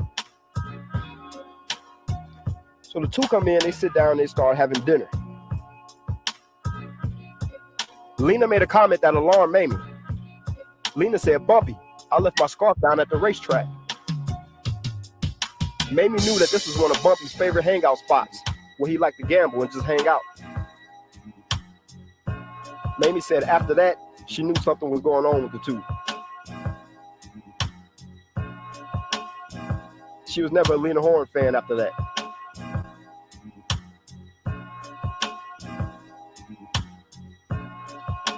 Contrary to what many believe,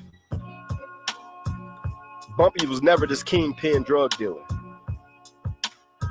Bumpy had 2 drug cases. The first case he was caught was due to a man named Flash.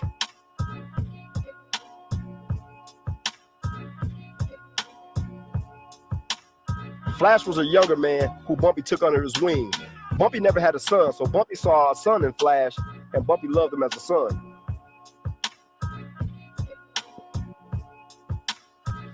This was until Flash Walker started touching on Bumpy's 16-year-old daughter.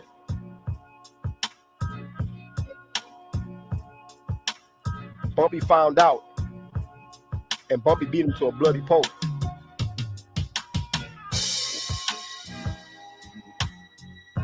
Flash planted heroin underneath Bumpy's sofa and tipped off detectives.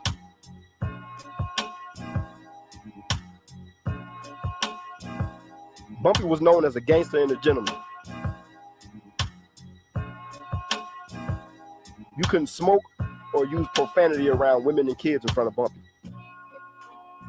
He once beat a man unconscious for refusing to stop profanity around women.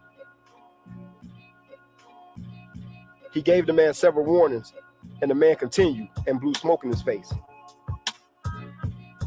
After Bumpy beat him bloody, Bumpy stood up, fixed his tie, and said, "I'm in the mood for some spaghetti and meatballs." Thanks for watching. Make sure you hit the thumbs up. Crazy, crazy, crazy. All right. So do you see how you can't say you can't have the conscious folks and the street and black business work together? That's how it's supposed to be. It's the consciousness that give an order to the street. Now you heard in both pieces, both part of the Garvey movement. They were clear. Entertainers, they knew their place. Not out here doing busset challenges. You see what I'm saying? Like this. Listen, and I try to find something that was palatable for our people, because I don't like to hit people over the head with stuff. So this can be a starting ground for you guys to do further research. Yes, Sister Farnessa, I'm definitely going to put that in the chat. I'll put the brother's link because he has some great pieces as far as the underworld is concerned that I think that you guys will find delightful. But now, the dude that Bumpy beat to a bloody pulp, why did he beat him to a bloody pulp? He started talking to his 16-year-old daughter. He's a damn pedophile. You see what I'm talking about? You couldn't just come in with no nonsense. That wasn't. And it got dealt with. You see what I'm saying? Got dealt with. And it's funny, sis, because for those who may not know, we didn't even prep prior to this, how everything just tied in together, from the Meritorious Manumission Act to snitching to protecting our community, you know? And that's the ancestors, that's the universe, just speaking, putting it all in its proper context, because a lot of times we get so used to our rhetoric that we don't resort back to practicality. Like we say we want black businesses and black love as if we never had it before. All we got to do is go back and learn our own story and follow the blueprint. Stop letting everybody else tell us our story. Like I said, you know, I'm not that old, but I can remember when Fulton Street was full of black businesses. My family had businesses in this community, and we traded all that in after the civil rights movement just to be included with people who didn't want us. So now it's time for us to go back, because right now, being conscious, being woke, being black business, all that is a novelty right now. That is trending right now. But we've been talking about this for forever. So it's only popular right now, and pretty soon it's going to die down again. But we need to seize the time and capitalize on it and really put our stuff into place. So even when it's not trending, we're still set in a position to create generational wealth and maintain it and make sure it don't leave our community like it's doing the Jacksons and so many other entertainers. who don't understand exactly what's happening around the world. People can talk about it because it's trending and it's popular right now, but will you live it? Will you commit to a black person? Will you commit to a black family? Will you commit to the black community? Will you really commit as a black person? Or does it sound good because that's what's trending right now?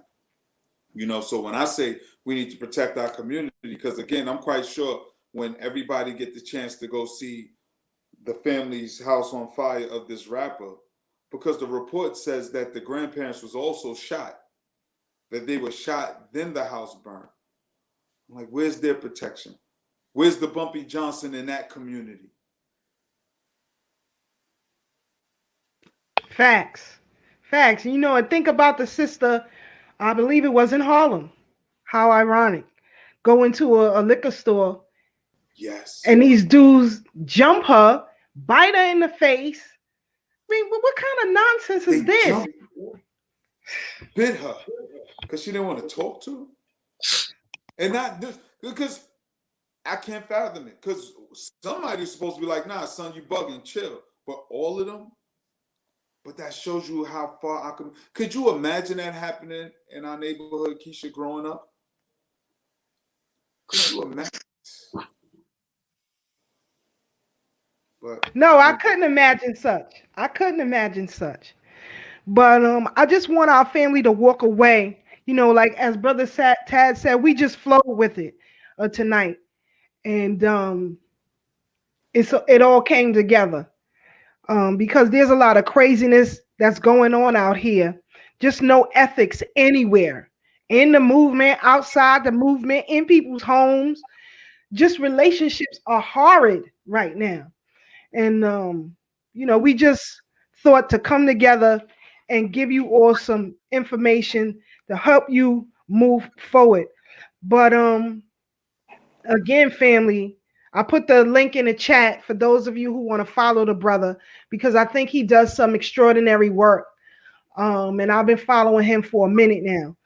So definitely get that. But also, I want you all to revisit these films and series and try to connect the dots, if you will. That's Hoodlum, The Five Heartbeats, and the Boardwalk Empire series, I believe season 4 and season 5. And try to connect all of it together because, again, at this time, going to the series Boardwalk Empire with Dr. Narcisse, if you remember, Brother Tad, they did show J. Edgar Hoover making his bones off of Garvey and using Narcisse to do it. yes. And if we didn't know this history, we'll just think it's entertainment. It went over our head. Right. You know, I'm telling you, that's why I love cinematography. I will dissect some stuff in a minute. That's right. And our books. Because yes, had it not been for our information from the books, we wouldn't even know what we're looking at. Like you said, it would just come off as entertainment. And I tell folks, these people talk to each other through their films. Because even when you watch The Walking Dead, they let you know that some kind of pandemic was coming and for them to prepare. They always tell folks they're talking to one another. Even when you watch the movie, I believe it was 2012, the movie 2012 that came out some years back, where the world was supposed to end. You know, there's supposed to be a worldwide disaster, and only place they were safe was Africa. The only place they would be safe was Africa. So all of these people were rushing to get to these ships that were like arcs just to get to Africa. So subconsciously, they're talking to one another like we need to hurry up and get to Africa because we're about to have this global government, and we know what's the breadbasket of the world is Africa. Because for most people who may not know, the slave trade did not start with the Europeans, but actually this and I hate using that word, but again, for lack of better terms, the slave trade started with the Arabs. Yep, facts. Early part of the century. And then the Portuguese got into it like in the 1500s because they seen how lucrative it was for the Arabs about 700 years later.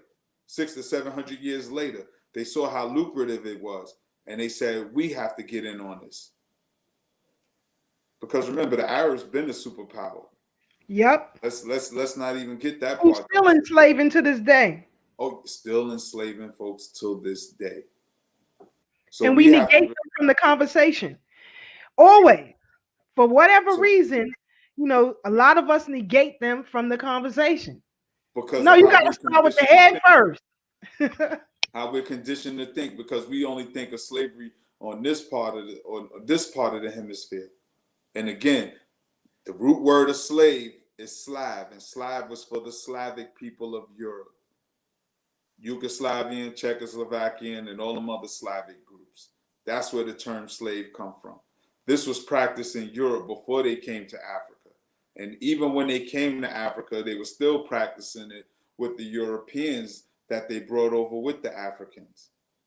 We really got to peel back the layers, because here's a little tidbit that most people may not know. During our enslavement in the South, not everybody escaped and ran north. A lot of people also ran south to Florida, because Florida was a free territory that was colonized by the Spaniards, and they had been stopped importing Africans a long time before the British and the Dutch. And it was 13 colonies ran by the British, but they don't talk about the colonies that the French and the Spaniards had, because the winner get to tell a story from their perspective. So you won't hear about free territories for African people down in Florida and places like that, where you got the Seminole Indians, who were pretty much black people who were already free. Read Ivan Van Sertima, they came before Columbus. He goes into that. So it's so much that we need to know and get familiar with, because there's so much rhetoric going on right now of who's black, who's not black, what makes you black. I don't subscribe to the one drop rule. I'm sorry, I just don't. You know what I'm saying? Because if you owe me $100 and you give me $1, I'm not paid up. So that's right. If you're European and you got one drop of black blood, that doesn't automatically make you a black person or African. Let's be clear. Fact. Last time I checked, I ain't the best mathematician in the world. But last time I checked, 99 is greater than 1. All day, every day. You know what I'm saying? So one drop does not make you black. I'm sorry. So again, family, when you play the numbers, those of us you play the numbers, play the lottos, you got Casper Holstein to thank for that. Yes. And you see they incarcerated him, beat him, kidnapped him for doing that. And just about every state in the union makes billions of dollars in lottery every day. Every day. Every day. They take what we have, what we create out of nothing, and then shut it down and take over. Notice in both pieces, the hat, who was in the midst of all of it, Dutch Schultz. Dutch Schultz. See, we have no friends. And it took these brilliant minds, if you will, a while to figure out that you could never trust them. The only one who was steadfast in not doing business with any of them was Sinclair. She was the only one, the only holdout to say, no, you can't trust him, because he's going to destroy what you got. Who the hell is he? This woman had so much courage. As you heard in the piece, when she worked for a white family, she was raped by their son, right? Traveling years later, a bus is surrounded by the Klan and she's gang raped by the Klan. She had no sympathy for these palm-colored folks. None whatsoever. None. If I got through that, you can't tell me nothing. If I got through that, you better learn how to listen. But some of us have bravado, and you think you could do better. Well, if they had listened to her, I can only imagine what Harlem would have been right now, because Sinclair, just like Casper Holstein, she was very politically active. She wrote a ad in the Amsterdam News every week talking about police corruption and showing them how they were corrupted, by using her own life. They were on her back, heavy for that. She did prison time, but we got another clip.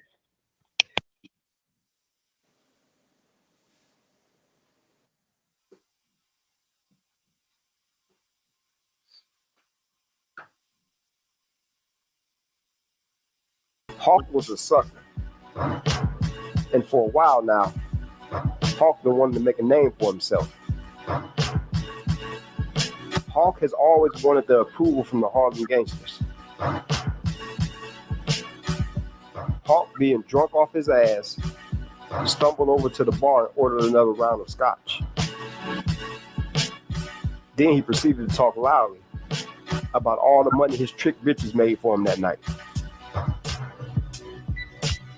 Bumpy yelled at him and told him to cool out. Don't you see there's ladies in here? Show some respect. Hawk replied, nigga, who the fuck are you to tell me to cool out? Bumpy looked at him up and down and said, you better carry your behind out of here before you get carried out. An ego-bruised Hawk left, and Bumpy brought a round of drinks for the ladies to apologize. An hour later, Hawk returned, filled up with even more liquid courage. Hawk pointed a gun right at Bumpy's head and said, what you got to say now, nigga? At this time, Bumpy was out on bail, so he wasn't carrying any weapons, no guns, no knives. Bumpy back was up against the bar. There was no escape. Bumpy said, you need to go home and sleep it off. Bumpy was reaching behind him to see if he can grab something off the bar that he can use for a weapon. Bumpy told him, man, you need to chill out. You was wrong, you got called out on it, and it's over now. Hawk said, ain't shit over. As Hawk fired the shot, Bumpy cracked him over the head with a potted plant, which disrupted his aim. So instead of Bumpy getting shot in the head, he got shot in the chest. And then Hawk fired 2 more shots into his stomach. Hawk immediately left Harlem after that, never to be seen again. Bumpy had many wars and many near-death experiences.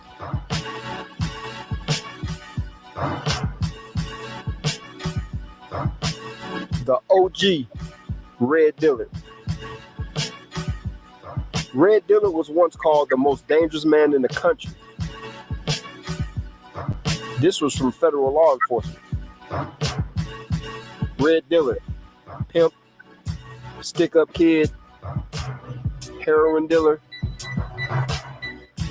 He even dabbled into the music business. And when you look at Red Dillard, he reminds you of another Red. Maybe he also hanged a few dudes off of the balcony.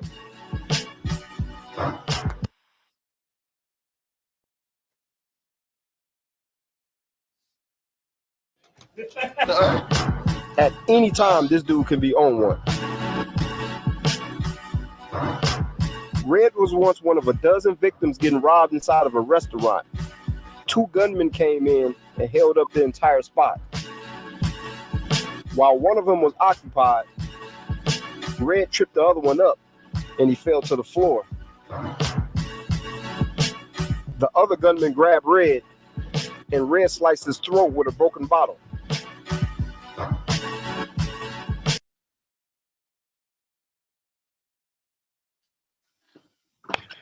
Well, family, we winding down, but the character Red Dillard, or the real man Red Dillard, was depicted in the movie 5 Heartbeats. And so now you see how these films are connected. And maybe you should go back and watch them again and do a little research on these people so that it can give you a whole sense of what it was like during the Garvey movement. You know, Garvey wasn't funded out of the air.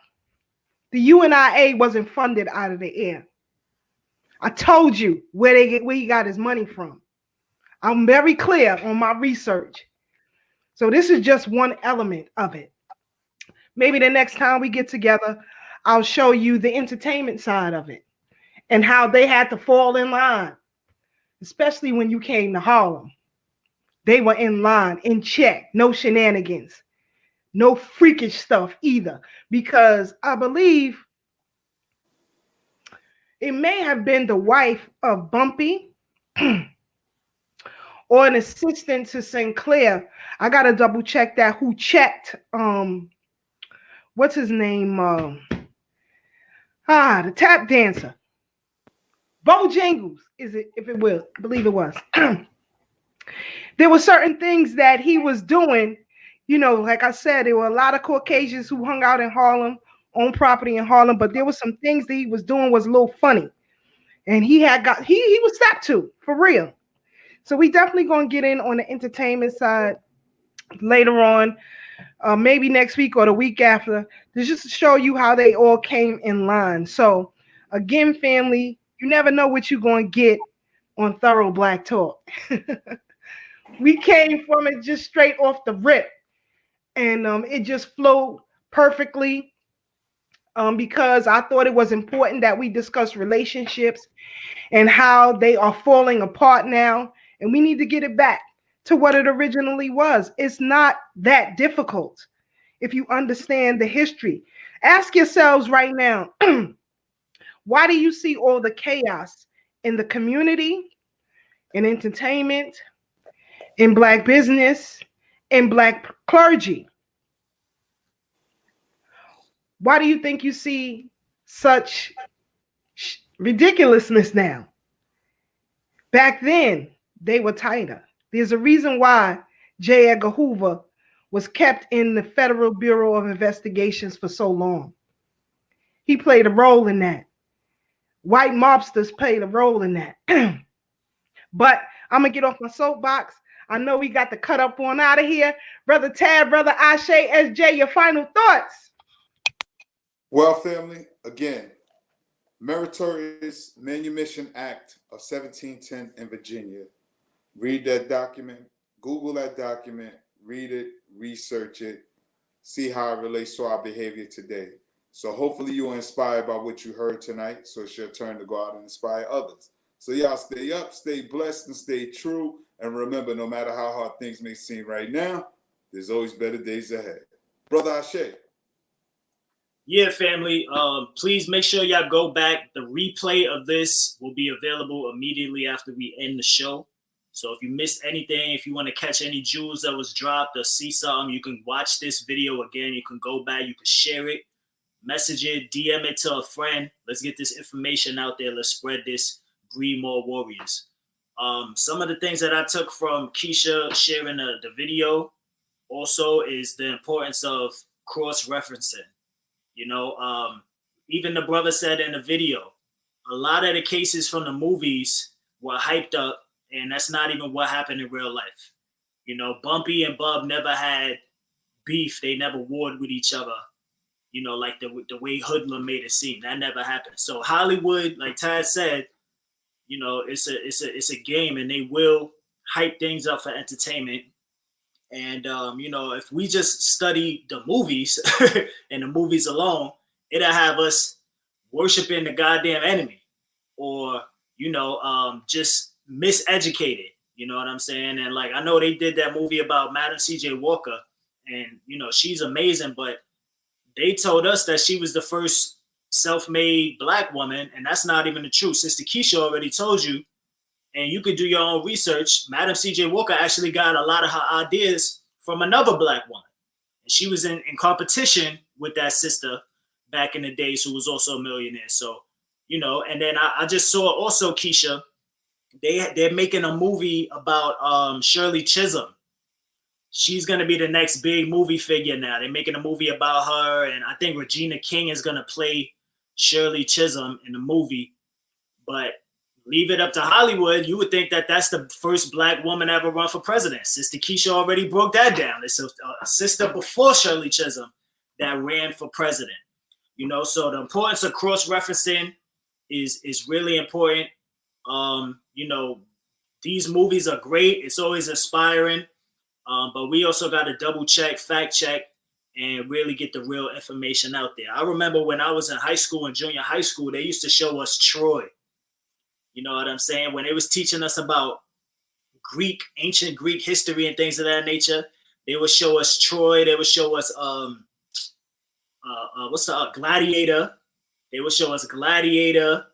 all of them movies like that. They would teach us about Greece, and then they would make us watch Gladiator and show us in the movies how they would fight the lions. The white Greeks would fight the lions and how they were so strong and so brave and things of that nature. But if you think about it, they waving a magic wand and subliminally making us feel like they are strong and show they rewriting certain parts to highlight what they want to highlight. But then when it's about our heroes, they name the movie Hoodlum, right? So, you know, it's deep, man. We got to really peel back the layers like Tad and Keisha says. But I'm all for film and, you know, other forms of expression because, you know, African people are people of movement. We learn and interact in different ways. So it's dope, man. So, yeah, please make sure y'all go check the movies out, rewatch this video. And I'm just excited for more dope conversations like this, man, because this is needed. And we really need to come together, be solution oriented. And we really going to make some things happen for our people, family. You know, with true warriors like us and the people we try to encourage and inspire, like Tad says, we ain't got no choice, family. We definitely going to win. And, you know, I'm just excited for the things to come. So just always remember, true courage is knowing how to suffer. Make sure you know about them sacrifices. And the battlefield is where you stand, family. It's your brother Ase SJ signing out. Sister Keisha. Yeah, family. What is that? Sister Marie. Yes. You said you thought the sister from the Orange is the New Black is playing her. No, actually, the one from Orange is the New Black, she's going to be playing Mahalia Jackson in a Lifetime film. And that's also a key figure that we should look at. You know, Mahalia Jackson behind the scene, she was a heavy contributor, especially to King, to Dr. King. Help getting him out of jail. I'll go. That's another time. We gotta cut up out of here.